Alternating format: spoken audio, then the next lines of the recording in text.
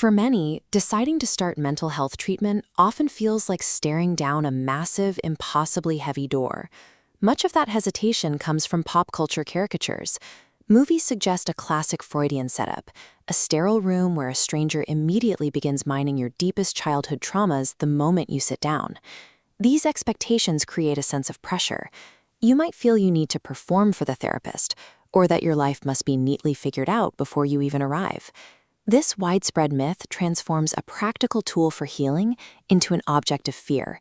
It triggers avoidance in the people who are currently struggling the most. This fear has real consequences. People often choose to sit in silence with their anxiety, depression, and relationship stress because they are trying to avoid the perceived discomfort of an appointment. The barrier keeping people from support is built on a fabricated story. Correcting that narrative is what makes the first appointment possible.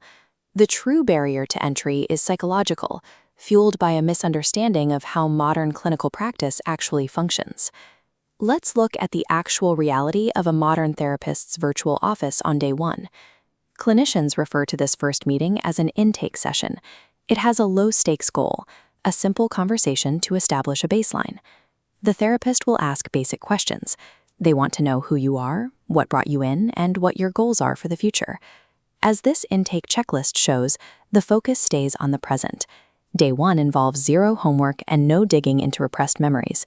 An intake session serves as a professional assessment of where you are right now. It provides a baseline for the path forward. The geographic barriers to starting therapy have also been dismantled by telehealth. Practices like coping and healing counseling operate through secure, HIPAA-compliant video platforms. This removes the commute and the waiting room from the equation entirely. They serve all 159 Georgia counties, connecting you to over 15 licensed therapists, including social workers, counselors, and family therapists. In-network major providers like Aetna, Cigna, Blue Cross, United, and Humana cost $10 to $40. With Medicaid, the copay is $0. With the removal of geographic and financial friction, the logistical reasons for putting off therapy no longer exist. This leaves the emotional experience of logging in to that first session. The team at CHC handles heavy issues, trauma, PTSD, and grief, but they do not expect you to have any of those things solved or even fully explained the moment you log in. In this telehealth environment, the only required performance is simply showing up to the call. Notice the physical response after an intake session ends. You close the laptop and take a deep breath of relief. Most people leave that first hour feeling significantly lighter, even though the underlying life challenges have not changed yet.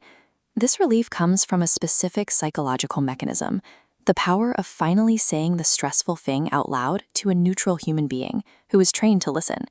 This act of vocalization breaks the repetitive cycle of internal avoidance, ending the period of isolated suffering and starting a professional partnership. If you have been waiting for the right moment to take the first step, it is already here. The reality of starting therapy is far gentler than your anxiety suggests. Stop putting it off.